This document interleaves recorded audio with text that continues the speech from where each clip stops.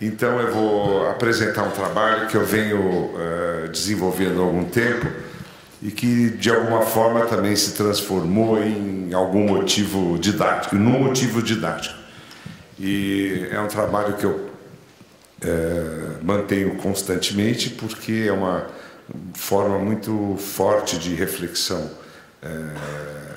minha, né, pessoal, e também uma reflexão bastante interessante porque ela envolve algumas questões dos suportes do livro de arte, do álbum e assim sucessivamente. A escolha da ideia de imagens narradas, ela vem da ideia do rolo, projeto inicial dos homens para escrever alguma coisa, né? E do rolo, evidentemente, com o desenvolvimento das necessidades de comunicação, apareceu o livro, tal como conhecemos. Mas o meu recorte do rolo, como narrativa, ele também vem de uma certa paixão pela ideia chinesa do rolo, em que você troca, enrola. Os rolos chineses, que eu gosto muito, tem essa ideia de que você guarda e desenrola e depois pendura, né? Tem a sua narrativa, né? E também tem sua origem, por exemplo, as torás todas são rolos absolutamente geniais, como objetos, né? Não só como objeto religioso, mas como um objeto de fato. Então, a partir dessas referências, eu fui tratando esse trabalho. Evidentemente, como a minha cabeça não é uma cabeça assim muito com uma objetividade muito assim pontual, o meu trabalho é um pouco denso, um pouco, talvez até um pouco metafísico para mim. É bastante árduo a chegada do meu imaginário e então a presença dos trabalhos derivam para vários temas. Então, a partir dessa experiência, a gente, inclusive, tem um trabalho na FAO que veio um pouco dessa discussão da temporalidade, das narrativas que essa temporalidade tem, e na FAO a gente faz um trabalho para o primeiro ano que os alunos fazem uma leitura de um corte norte-sul, leste-oeste da cidade, do qual trabalha exatamente com essa questão da horizontalidade, que é o corte da cidade, do qual eles leem, e dessa leitura e dessas representações eles transformam a sua crítica, o seu conhecimento, não só físico da cidade, mas também temporal, histórico. No caso meu, eu fico às vezes até um pouco constrangido, mas eu vou ter que mostrar um pouco do meu trabalho, que é o que é mais referência. E eu não tinha os da FAO. E por conta disso, e por conta desse trabalho, desse simpósio, o teor do trabalho podia ter mais abertura ao nível da expressão, ao nível da representação. Então eu não pautei o exercício com um tema, mas só o conteúdo geral dele, que eram imagens narradas, tempo e narrativa. Tá? Podemos passar? Bem, a primeira não tem muito texto, ao contrário do meu amigo português, Pedro, né? Pedro. Eu não consigo escrever demais, me dá um pouco de nervoso, então eu pego o texto da Berta, que ilustrou uma parte de um livro que eu fiz sobre esse assunto, que fala sobre a narração. E ela diz que é suficiente narrar para que o acontecimento deixe de existir. Os eventos que entram para o diário são domésticos, acidentais. Um homem vem à sua casa consertar a geladeira, eu saio para visitar um jardim zoológico, alguém me telefona, li um livro esplêndido, e a contingência que sopra uma folha no tapete ou promove aquela dobra tênue no tecido dos dias que mal se nota. Quando se vive não há começos, quando se narra há começo, meio e fim. Então essa colocação era bastante pertinente para poder ilustrar verbalmente o trabalho, a questão da narração. Isso aí é um exemplo. Eu recebi outro dia essa imagem, que é um facsímile, acho que é um livro de Esther, que é um facsímile, aliás, pena que é tão caro para a gente poder comprar, mas ele é lindíssimo, ele é uma embalagem que tem exatamente a ideia do rolo e essa ideia do tempo. O tempo no rolo, como eu coloco, é a ideia de que você mexe com sua mão, como se desenhasse, mas aí você lê, você participa de momentos específicos na medida que você desenrola a cada momento um texto ou uma imagem contida nesses elementos encobertos, diferente dos livros, evidentemente. Ele é aberto. Pode pensar. Duas torás, a de baixo é a mais moderna e a de cima é uma bem antiga. Eu não consigo ler isso dessa distância. Mas é um texto do Jean... como que fala? Como que fala o poeta em inglês? Jean Kerouac, que eu gosto muito, e eu catei esse texto, na verdade, na internet, porque estava lá bem escritinho, eu não sabia como era a vida inteira do senhor, mas o rolo eu sabia. O que ele tinha feito eu sabia.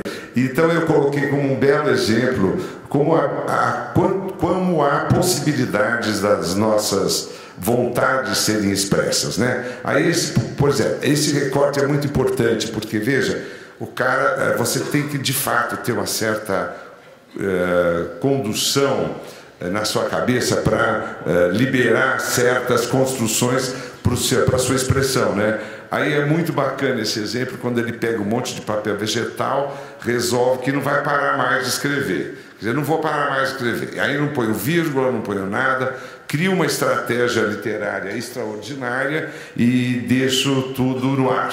Quer dizer, eu mudo o modo de ler, eu mudo o modo de identificar a literatura e mudo o modo, sobretudo, de pegar o objeto. Então é um outro exemplo bastante... Esse é o mais contemporâneo que eu achei. Pode passar.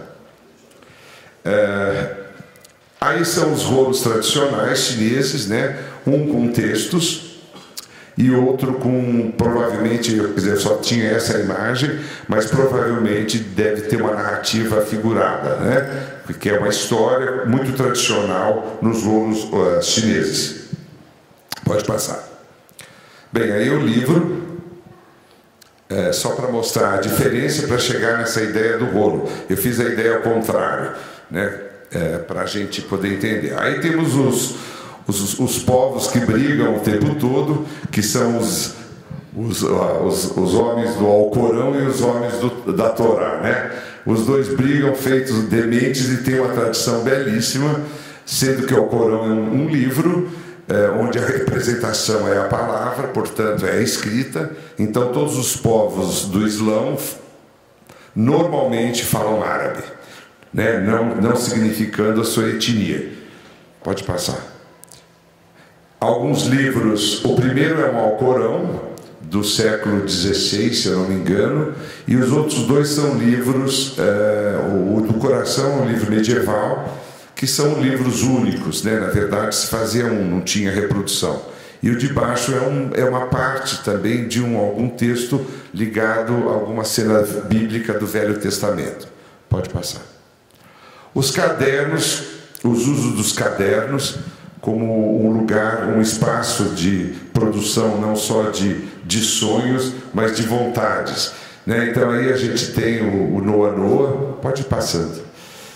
Temos um caderno de viagem de um colega meu, um excelente artista,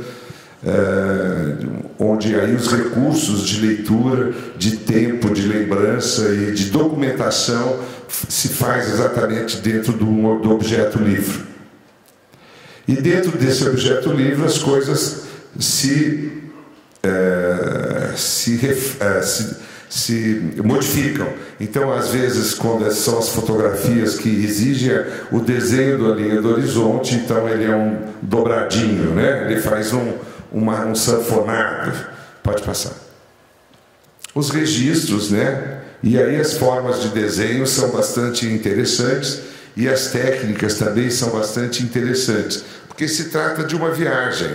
Portanto, não leva em conta que tem que levar um arsenal de material, e aí algumas técnicas clássicas que dão essa qualidade do tipo de trabalho nos seus registros e no tipo de informação que o artista quer colocar. Devo lembrar que esse artista é um rapaz de 60 anos, bastante apaixonado pelo Brasil, Rubens Matucci, conhecedor da fauna e flora impressionantemente. Tem vários livros produzidos a partir desses trabalhos de viagem e, portanto, eu quis, como se diz, homenageá-lo.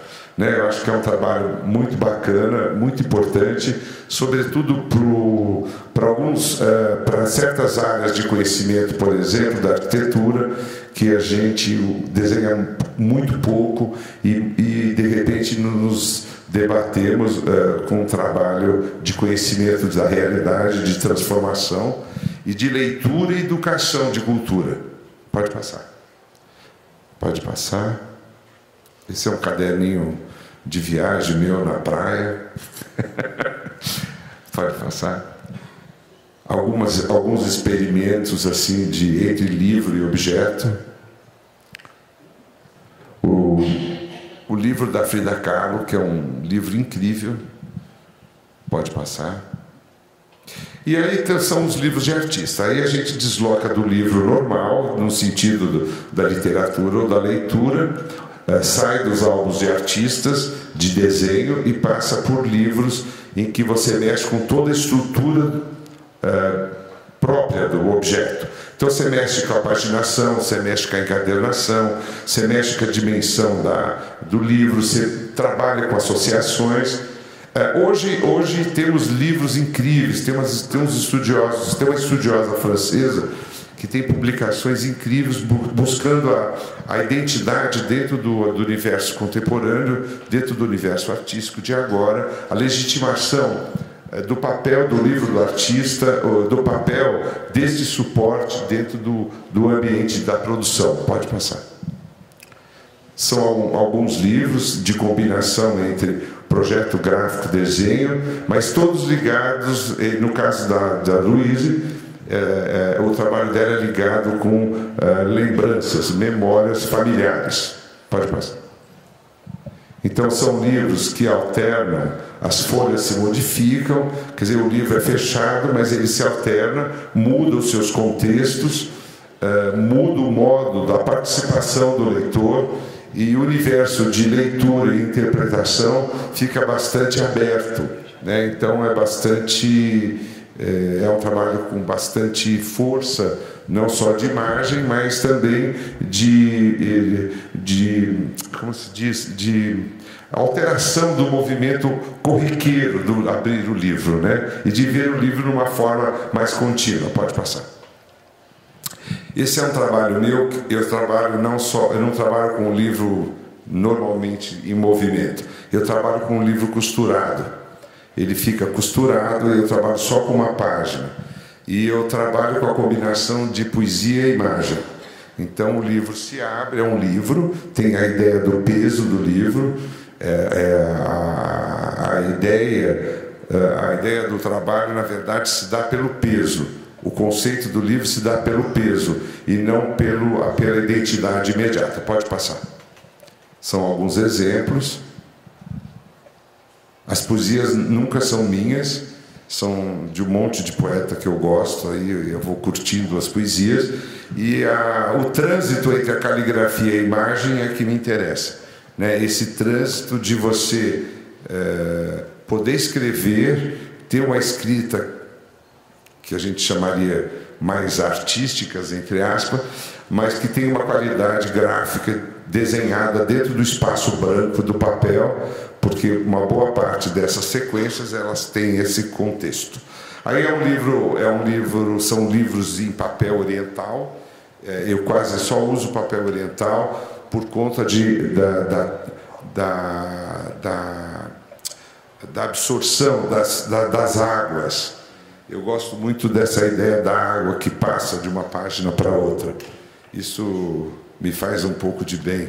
Então passa a água, passa a cor, muda a cor, muda a intensidade. É um pouco a sua questão do céu, né? Passa a linha, muda a linha, recorta a linha, né? Eu acho que esses recortes sensíveis, eles fazem parte da atividade de também pensar o universo artístico, o universo da sensibilidade, para poder transformar em elementos de conhecimento mesmo, que depois se passa na tradução da representação. E aí a representação, de fato, se torna importante e ter o seu peso, né, o seu peso necessário. Pode passar. Esse é um livro enorme. Ele tem 1000 páginas sanfonadas junto, ele é grossinho assim. E esse livro, a brincadeira era sempre com alguma ideia cósmica. Não tinha muita preocupação da figura, mas sempre uma ideia de uma sugestão entre a matéria avulsa, quase um caos assim, cromático. E a ideia dele foi exatamente isso. Eu ia pondo as tintas, ia jogando água e aí ia passando.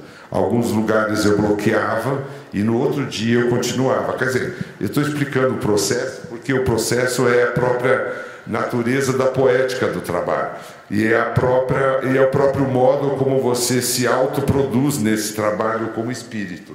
Né? Então, ele vai demorando, demora um mês quase, porque demora para secar. Aí você põe prata, põe ouro, põe pigmentos. E aí você entra num mundo que não é o mundo. Né? É o mundo dos sonhos, né? É o mundo dos devaneios, que é muito agradável.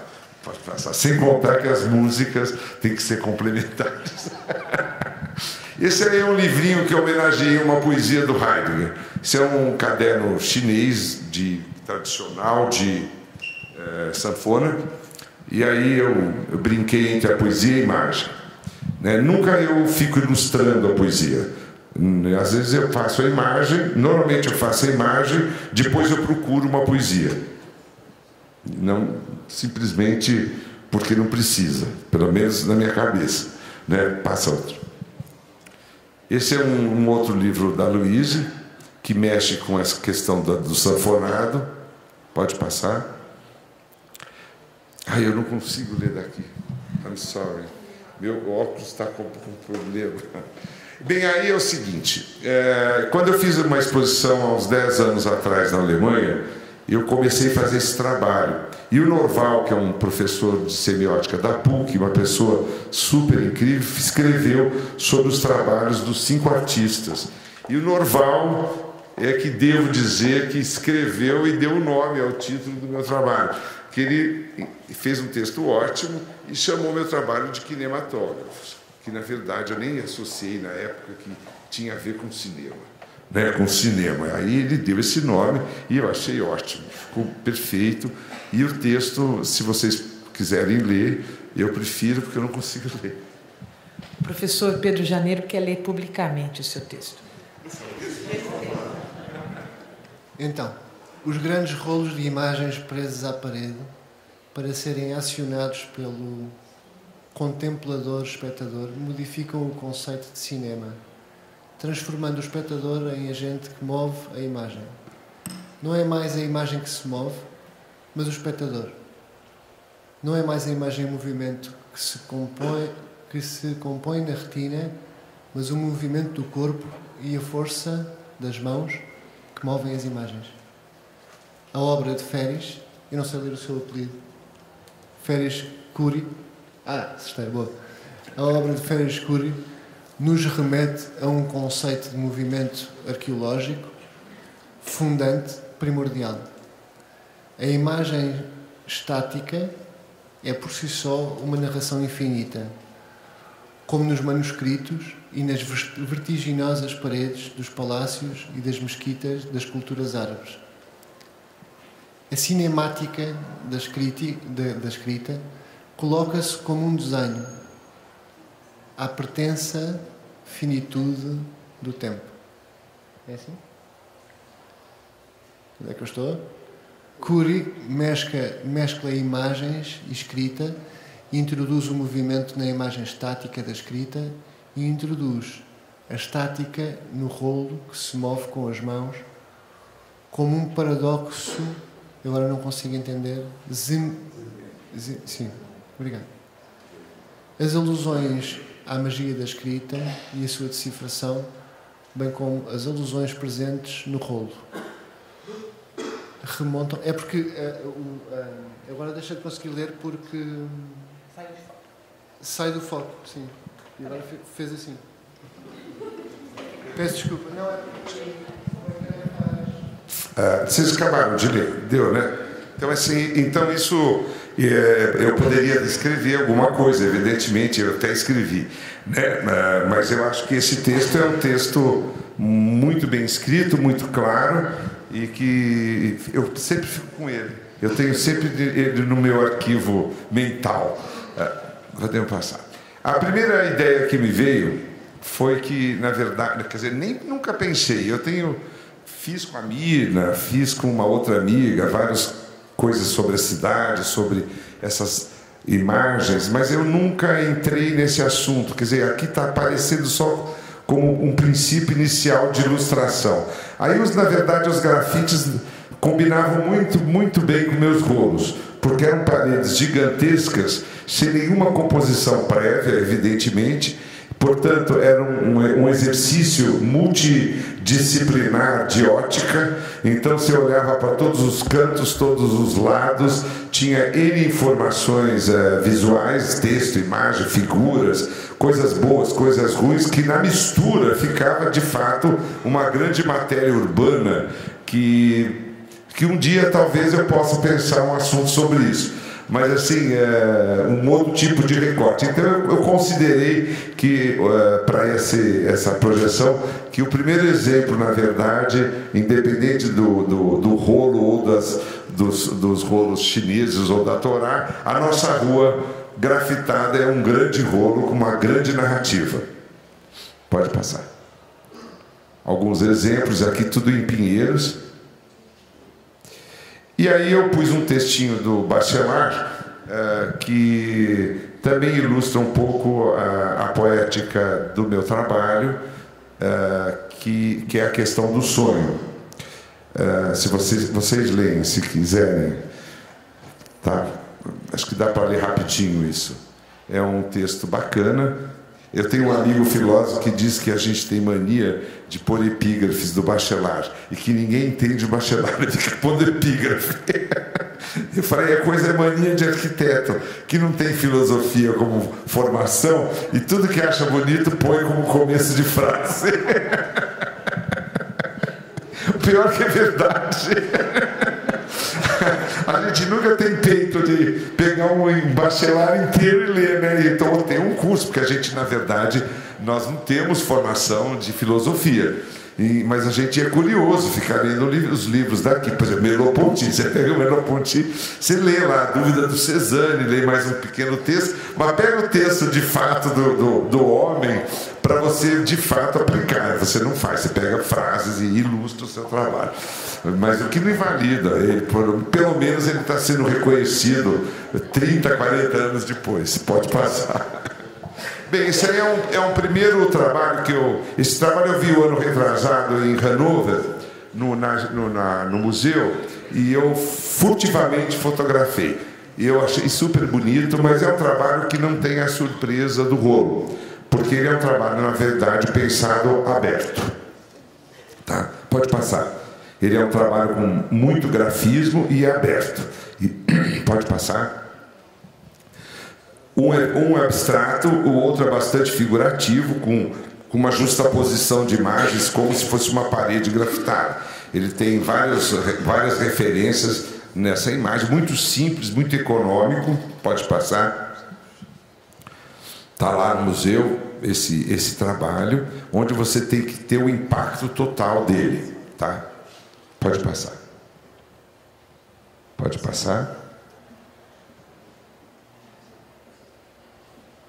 Bem, aí eu pus começando o meu trabalho, porque eu também tinha que explicar para o pessoal de ontem como a gente trabalha. Eu acho que sempre é bacana você desmistificar um pouco o trabalho artístico e mostrar que você tem que pensar, né, algumas coisas, tem que buscar algumas referências, enfim, tem que ter um tratamento do universo verbal, enfim, para o mundo visual, os seus croquis, os seus trabalhos. Esse é o trabalho mais antigo, que era ligado à questão da alquimia, então eu fiquei lá estudando 1000 imagens, e enfim, esse é um caderninho, pode passar, só para mostrar como vai chegando os elementos, como você vai formatando no trabalho e como você vai buscando as associações não só de significado, mas as associações formais, o tipo de desenho que você vai elaborar, bem, enfim. Esse é um dispositivo que foi feito em Brande, que estava mais claro que o da minha casa. Da minha casa é muito lesado. E esse aí lá, os suecos são muito, os dinamarqueses, aliás, são muito eficientes. Em menos de 1 hora eles fizeram a estrutura que eu pedi e eu fiz lá meus 3 rolos de 10 metros em 15 dias. Foi uma obsessão total. Das 7 às 6 sem parar só para comer. Então, essa é a estrutura, e essa estrutura mexe, né? Quer dizer, é o grande prazer quer dizer, que eu proponho é que você vá abrindo, né? E que você não o veja definitivamente inteiro. Pode passar. Então, assim, aqui temos embaixo uma estrutura original de como vai de fato no dispositivo, e do lado os estudos. Passa. Esse é o mesmo rolo. Eu não tenho... Acho que no fim aparece ele aberto. Ele foi fotografado por etapas, né? Depois eu fotografei ele aberto. Pode passar. Aí eu introduzi um textezinho do William Blake, que me acompanha sempre, que eu acho que é sempre muito bom quando você não sabe o que fazer, você olha assim para a mão, olha para a terra, olha para o grão e fala, puta, vamos lá. Não esmoreça. Pode passar. Bem, aí é um fragmento de um pequeno rolo de 60 de altura por 10 metros. São feitos em papel, tem que ser feitos em papel pesado, porque o papel também é um elemento do prazer do trabalho. O papel tem uma natureza extremamente importante, não só física, como espiritual. Então, assim, é importante que você tenha como suporte elementos com uma certa qualidade para as suas respostas. Então, esse é um trabalho que ele tem várias partes, vai aparecer ele menorzinho, inteiro. Ele está inteiro, são 2. É um trabalho que você não tem lugar para abrir. Ele abre em qualquer lugar.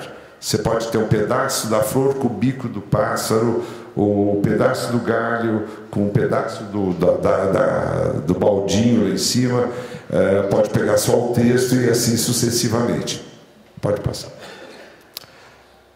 Pode passar também. Aí é isso. Aqui são os rolos grandes. Esse realmente não dá para... Esse tem 1,50 m por 10. Inicialmente eles estavam separados como fotogramas. Depois é que eu fui conquistando. Também tem isso, né? Você sabe tudo que gostaria de fazer. E tudo acontece ao contrário. Né? Quando você dá conta, está tudo separado. Né? Então é um inferno. Aí também não dá para você desmontar 1 mês e meio, 2 de trabalho inteiro. Aí você fala, bem, fica assim, né? Tá bom, tá direito, não tá ruim, né? Tá bem coordenado. Bem, enfim, é só para mostrar. Por exemplo, o de baixo para cima, foi a primeira tentativa de juntar. Eu juntei pelo menos na temática circular, que no começo, na verdade, eu imaginei que era um cadinho alquímico. Veja, é uma viagem pura. Um cadinho com prata derretendo. Então eu falei, bem, tem que fazer uma prata, tal, mas também não quero que seja um negócio muito tonto, né, muito óbvio. E aí eu fui desandando, aí começou a aparecer rodas, aí falei, bem, a transformação de tudo. vamos pôr círculos, vamos trabalhar com planta, com flor. E aí o nível de presença de elementos dentro do rolo, na narrativa, ela vai desenvolvendo meio aleatoriamente. Porque não tem um projeto pré-estabelecido, exceto um outro que tem alguns riscos, mas ele vai se estabelecendo. Então eu comecei com um cadinho, veja, é porque a gente não está na dimensão dele. A dimensão dele é parecida com essa tela, um pouquinho menor. Então o negro que tem do lado do cadinho, antes de chegar no movimento eterno lá da roda, é uma matéria negra com prata muito intensa, assim, para dar a transição entre queima e vida e tempo. E aí entra a ideia da sombra, que na verdade é a minha sombra, com uma escada que são os 7 elementos da alquimia, que é um elemento muito recorrente no universo, como que eu chamo isso? Esotérico, sei lá, dessas filosofias mais ligadas à alquimia.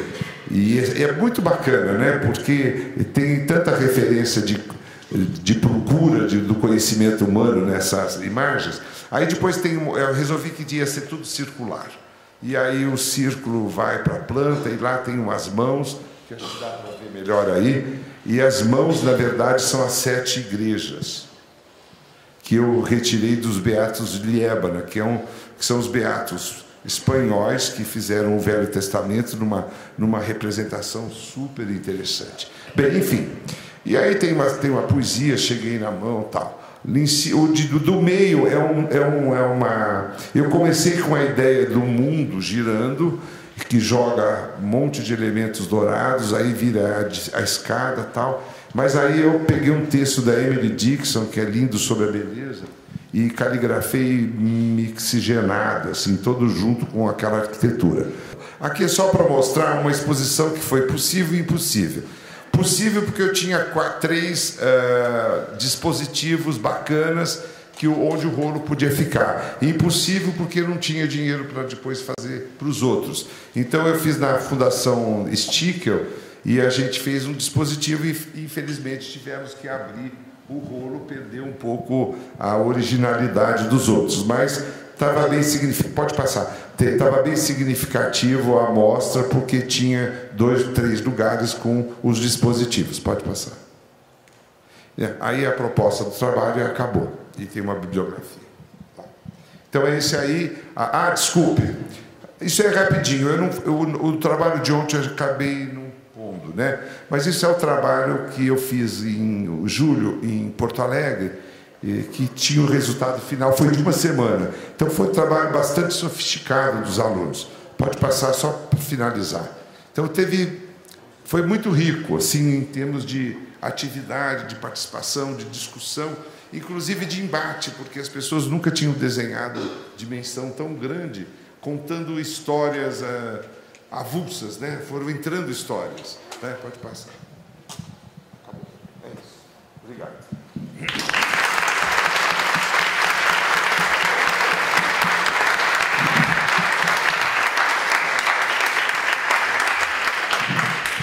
Muito obrigada, Feres, pela viagem através dos rolos, né?